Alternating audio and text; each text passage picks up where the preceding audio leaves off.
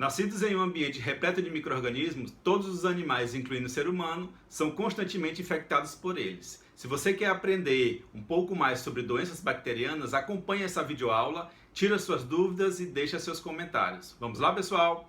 Bons estudos! Hoje vamos falar sobre doenças bacterianas. Não vai ser uma aula tão longa, não vou abordar todas as doenças, porque é praticamente impossível, tá? Mas as que eu vou abordar aqui é as que eu achei necessário a nível de vestibulares e Enem, que possivelmente eles possam cobrar. Bom, deixa seu like, deixa seu comentário e compartilhe esse vídeo se você gostar. Vamos lá? Pessoal, antes da gente começar a falar especificamente das doenças bacterianas, vamos caracterizar as bactérias. As bactérias fazem parte do reino Monera e apresentam diversas formas, diversos formatos, tá? Podem ter formatos arredondados, podem formar colônias, podem viver de vida livre, podem viver de vida parasitária. Tem bactérias que possuem flagelos, tem bactérias que têm formato de vírgula, tem bactérias que têm formato de bastão. Então, são diversos formatos que elas podem apresentar, tá bom? O que é que vocês têm que ficar atentos com relação às características das bactérias dentro do reino Monera? Todas elas são procariontes. E você que é meu aluno já sabe o que é um indivíduo procarionte. Procarionte é aquele indivíduo que não tem um núcleo organizado por uma membrana nuclear, que é a carioteca. Então, todos os indivíduos do reino Monera são procariontes. Não tem a membrana nuclear, não tem a carioteca. O seu material genético está disperso no citoplasma, ok? São unicelulares. Ah, professor, mas eu estou vendo aqui uma fileira de bactérias, eu estou vendo aqui um aglomerado de bactérias. Sim, elas formam colônias, mas cada indivíduo aqui é um ser único, então eles são unicelulares. Tudo bem? Fiquem atentos para esses detalhes. E como eu falei, podem formar colônias, como a gente observa aqui, Staphylococcus, é um tipo de colônia no formato de um cacho de uva. Streptococcus, que é uma fileira de bactérias no formato arredondado, que parece um colar de pérolas, tá? Mas podem também viver de vida livre. Grande parte dessas bactérias podem ser parasitas, mas também podem contribuir no ambiente terrestre. As bactérias e os fungos são os principais decompositores do ambiente terrestre. As bactérias podem também causar benefícios para o organismo humano. Algumas bactérias produzem vitaminas no nosso trato intestinal. Algumas bactérias ajudam no processo da fermentação no nosso trato intestinal. Então, elas também são importantes. Elas não provocam apenas doenças, não, tá? Então, detalhe, pausa esse vídeo e anote essas informações que eu estou deixando aqui para vocês. Essas 6 observações são importantes que vocês anotem. Vamos lá? Pausa o vídeo, pega o caderno, caneta, lápis e anota. Vamos lá? Continua? Então, olha essa observação. As bactérias apresentam um único cromossomo circular disperso no citoplasma. Então, toda bactéria tem apenas um único cromossomo, e esse cromossomo é um cromossomo circular. E onde é que ele está? Presente dentro do citoplasma, disperso no citoplasma. As bactérias do grupo do reino Monera são organismos simples, elas não vão ter organelas complexas, tá? E o seu cromossomo, por não estar envolvido em uma carioteca, ele está disperso no citoplasma. O DNA bacteriano não está associado a proteínas chamadas de histonas, diferente daqueles indivíduos eucariontes, onde nos seus cromossomos tem essas proteínas histonas que vão ajudar na propagação e na variabilidade genética desses indivíduos. As bactérias, muitas das vezes, se reproduzem de forma assexuada e uma é cópia da outra. Então, é clonagem. Além do cromossomo único, as bactérias também podem apresentar pequenos filamentos duplos de DNA, chamado de plasmídios. Então, lembra, falou de plasmídio, falou de bactérias. Muito bem. Falou de plasmídio, falou de DNA circular presente aonde? No citoplasma das bactérias. Algumas bactérias possuem parede celular e essa parede celular é constituída de uma substância chamada de peptídeo glicano. Repita, peptídeo glicano. De novo, peptídeo glicano. Peptídeo glicano é uma composição, é uma substância formada por carboidratos e proteínas. Então, falou de peptídeo glicano, lembra, é parede celular de bactérias. Mais na frente a gente vai ver uma informaçãozinha importante que vocês têm que ficar atentos, tá? Essas bactérias do reino Monera podem formar esporos de resistência denominados endósporos. Esses esporos de resistência são como cápsulas que envolvem essas bactérias em condições adversas no meio ambiente. Então, quando o meio não está favorável para a reprodução dessa bactéria, ela cria uma cápsula de proteção e espera o meio voltar às condições adequadas.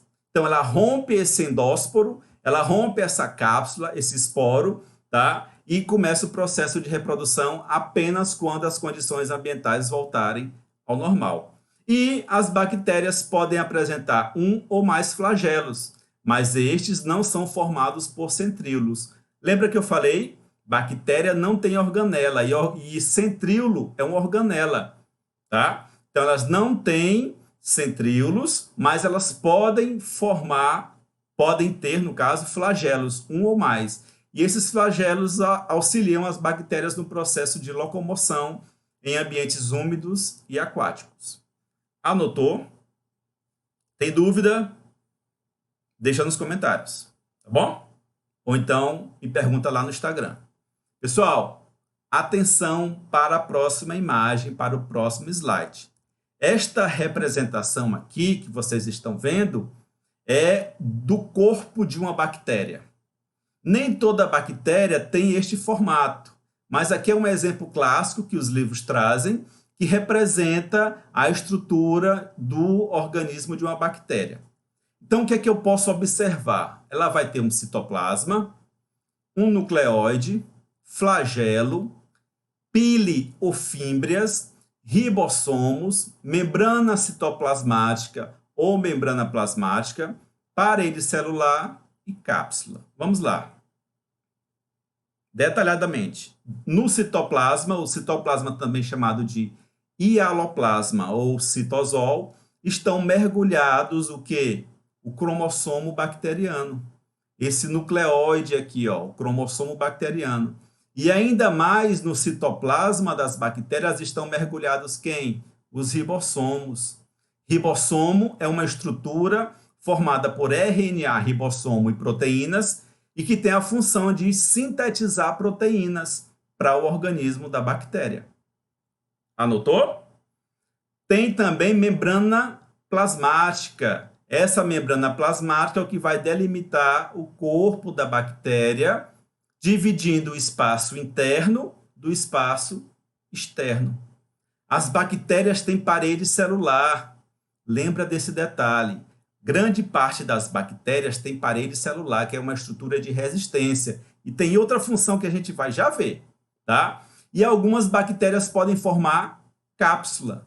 Esse esporo ou cápsula, que é uma estrutura de resistência para as agressões do ambiente externo, tá bom? Mas, professor, e esse pile e essas fímbrias? Fímbrias são filamentos, são finos fios, tá? Que servem para a locomoção da bactéria no ambiente. Os piles, né, como está representado aqui o nome, pile, normalmente eles auxiliam no processo da reprodução chamada conjugação, ok? Então, no processo de conjugação, que é um tipo de reprodução onde uma bactéria encontra outra e elas trocam material genético entre si, esse peeling vai ser essencial. A bactéria doadora, ela lança esse peeling sobre a bactéria receptora e ali transfere o material genético. E observem que essa bactéria aqui ela vai ter um flagelo, mas esse flagelo não é formado pelos centríolos. Lembra disso, tá bom? Ok? Observação.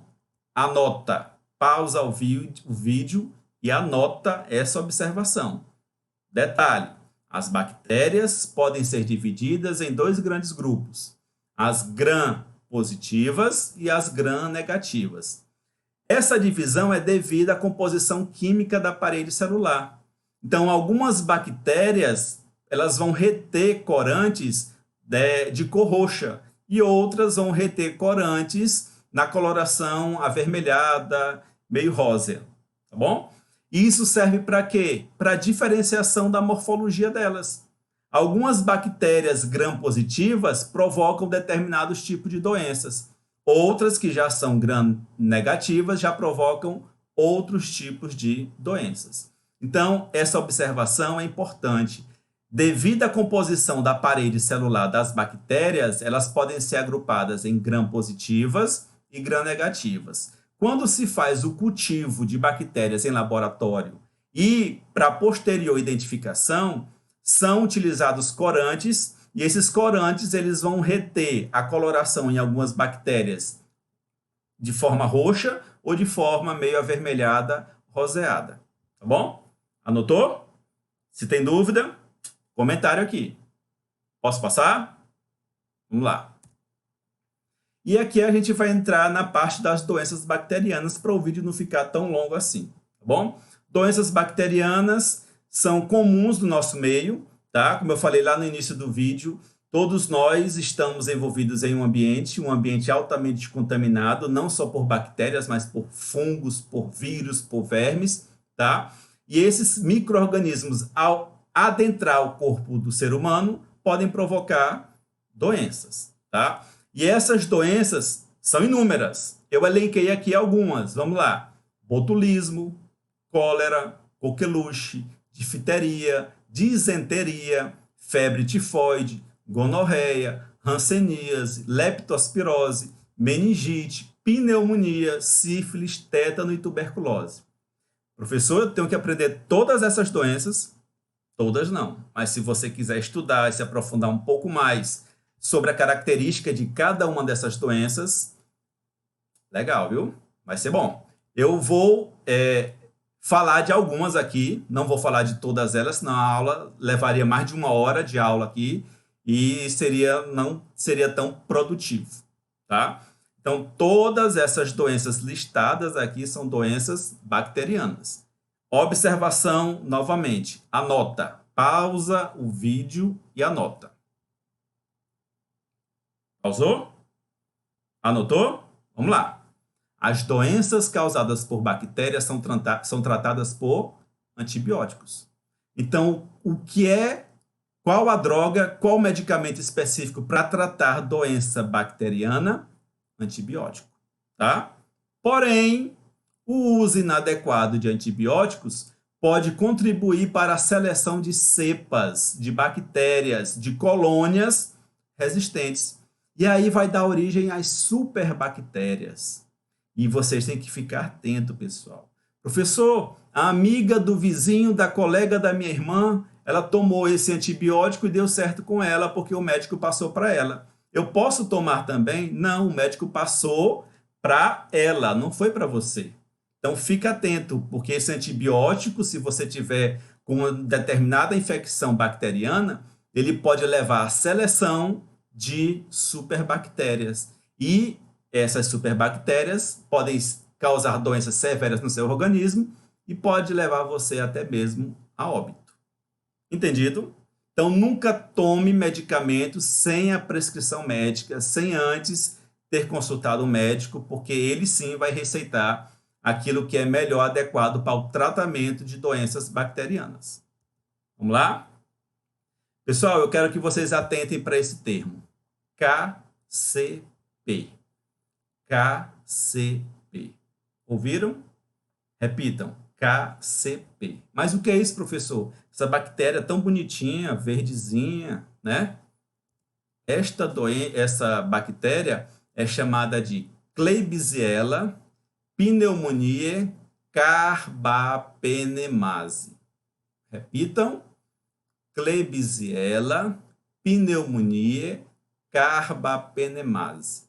Ela produz uma enzima chamada de carbapenema e essa enzima é altamente resistente a alguns antibióticos. Ou seja, esta bactéria, Klebsiella, ela está restrita a ambientes hospitalares. Grandes casos, quadros de infecção hospitalar são por esta bactéria. Então, fique atento quando vocês forem a um hospital ou precisarem realmente ficar internada em um hospital, porque lá ela pode estar presente. Então, ela está restrita a ambientes hospitalares, causa infecções sanguíneas em pacientes internados em UTI e inibe a ação de vários antibióticos, inclusive antibióticos altamente potentes, tetraciclinas e outros mais, tá? Então, ela é altamente resistente à ação de muitos antibióticos, devido à enzima que ela produz, que é a carbapenase. Ouviram? O que é que ela pode provocar de danos no organismo humano? Febre, taquicardia, que é a aceleração dos batimentos cardíacos, problemas respiratórios levando à pneumonia, infecção no trato urinário e infecção na corrente sanguínea. E em casos mais graves, falência múltipla dos órgãos e o indivíduo pode vir a óbito. Então, em ambientes hospitalares, esta é a bactéria com maior prevalência e incidência. Cuidado quando forem aos hospitais, ok? Uma doença que eu quero tratar com vocês, falar no caso, né, é a tuberculose. A tuberculose é provocada, é causada, tem seu agente etiológico, a bactéria chamada Mycobacterium tuberculosis. Antigamente chamada de bacilo de Koch, porque quem descobriu foi um cientista que tinha como sobrenome Koch, ou Koch, certo? Mycobacterium tuberculosis provoca a tuberculose. Como é feita a transmissão? Pelo ar contaminado e pela saliva. A pessoa que está com a bactéria, né, mesmo de forma assintomática, ela espirra, ela fala próximo de você, libera gotículas de saliva. Essas gotículas de saliva têm bactérias na sua composição, adentram ao seu organismo e vão afetar o seu pulmão, levando a problemas no trato respiratório. Os sintomas: tosse constante, às vezes a tosse pode vir com sangramento, pode apresentar febre, porque seu corpo está infectado, está infeccionado, e a febre é um sinal de que o corpo está sofrendo alguma agressão. As pessoas podem apresentar suores noturnos, falta de apetite, emagrecimento e indisposição para realizar qualquer tipo de atividade, tá? Fique atento. O tratamento para tuberculose, medicamentos específicos que eliminam as bactérias. Tratamentos à base de quê? Antibióticos. Então, o seu médico vai fazer a sua anamnese, vai descobrir que você está com tuberculose e vai receitar o medicamento para combater a infecção bacteriana dessa micobactéria. Ok? Profilaxia, forma de prevenção, vacinação. A vacinação é a forma de prevenção, né, que nós temos para alguns tipos de infecções, inclusive de infecções de bactérias, tá? Evitar contato com pessoas contaminadas, evitar permanecer em ambientes fechados. Então, se você tem em sua casa, na sua residência, uma pessoa que tem suspeita de tuberculose, evite estar próximo dela, evite trocar talheres, beber no mesmo copo, né? Evite, se for o seu parceiro ou sua parceira, né, contato de salivas, beijos, tá bom? Porque assim você não se contamina. E encaminha a pessoa que está com suspeita de tuberculose ao médico para ele fazer o tratamento. Ok?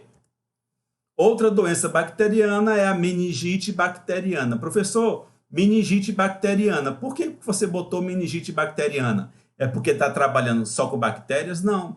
Existem outros tipos de meningite. Existe meningite viral também. Mas especificamente essa é a meningite bacteriana. Provocada por quem? Agente etiológico: Neisseria meningitidis. Meningitidis. Neisseria meningitidis.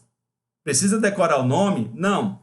Lembra apenas as características da doença, tá? A forma de transmissão, também pelo ar e saliva contaminados com a bactéria. Então, a pessoa falou, espirrou, gotículas de saliva, pode estar presente a bactéria Neisseria. Os sintomas podem ser diarreia e diarreia grave, muitas das vezes diarreia sanguinolenta, que vem com sangue, vômitos constantes, convulsões, as pessoas começam a ter delírio, porque ela vai afetar o sistema nervoso, hemorragias internas, por isso que em muitos casos a diarreia pode vir com sangue, hipotensão arterial, ou seja, ela comprime as paredes da artéria e impede a circulação do sangue, pode levar ao choque, e esse choque não é choque elétrico, não. Choque é um sinal de alerta do corpo, onde a pessoa, ao ter esse choque, apresenta as convulsões.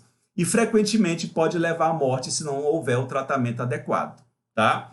E detalhe, o tratamento, mais uma vez, uso de antibióticos específicos para tratar desta doença. Lembra disso. Prevenção, vacinação. Professor, o senhor falou que ela ataca o sistema nervoso. Sim, a bactéria, ao adentrar no nosso organismo, ela vai procurar a região das meninges.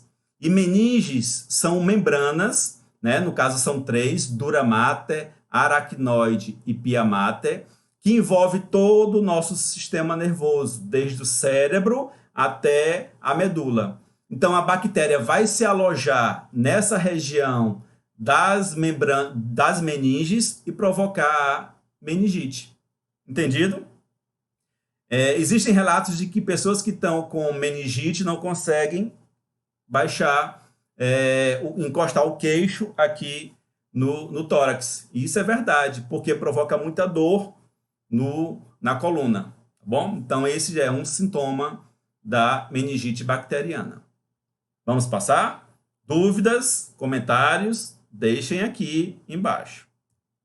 Outra doença importante que vocês, jovens, têm que aprender, eu falo justamente para os jovens, né, mas vale para todo mundo, é a sífilis. Tá? Sífilis é provocada por agente etiológico, treponema pálido. Então, o agente etiológico da sífilis, treponema pálido. Transmissão, relações sexuais, transfusão de sangue e pode ser da mãe para o feto no momento que essa mulher estiver grávida, tá? Ou no momento do nascimento. Os sintomas da sífilis: aparecimento de pequenas feridas ou ulcerações, que são feridas já bem longas, com sangramento, firmes e duras, que ocorrem no ponto de infecção da bactéria, que pode ser no pênis, pode ser na vagina, pode ser no reto ou pode ser na boca. Posteriormente, em outras partes do corpo. Mas os principais locais da manifestação da sífilis é pênis, vagina, reto ou boca. Então, se você tem aquela feridazinha que você está observando que há dias ela está presente na sua boca, ou no seu pênis, ou na sua vagina, ou no seu reto, procura um médico, porque pode ser sífilis, tá? Nos fetos, a bactéria pode causar diversas complicações no sistema nervoso, levando o indivíduo, feto no caso, até mesmo à morte, se não for tratado ou descoberta com antecedência. O tratamento, uso de antibiótico, porque é uma infecção bacteriana, e antibióticos do tipo tetraciclina e penicilina, tá? E a profilaxia, prevenção, uso de preservativos, relações sexuais com preservativos sempre é necessário, tá? O uso de preservativos não é só para evitar a gravidez. O uso de preservativos é para evitar qualquer tipo de contaminação via relação sexual, tá bom?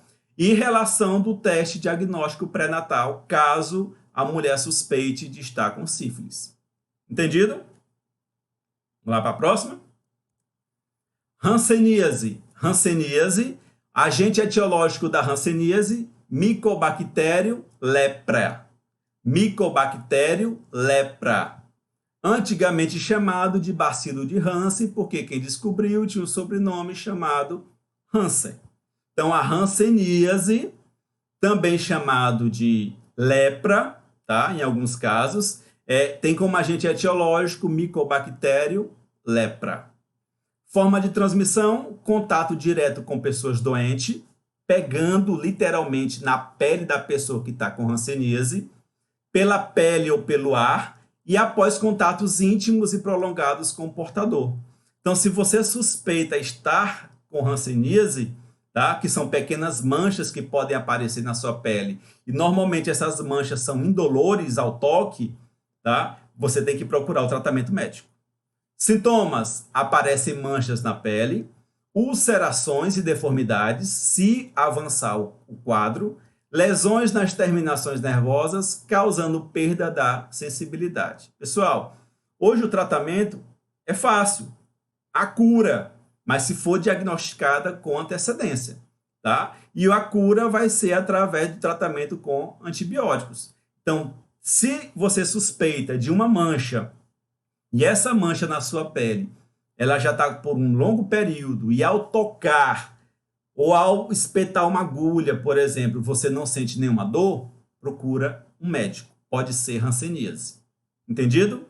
Profilaxia, prevenção, educação sanitária. Por que educação sanitária?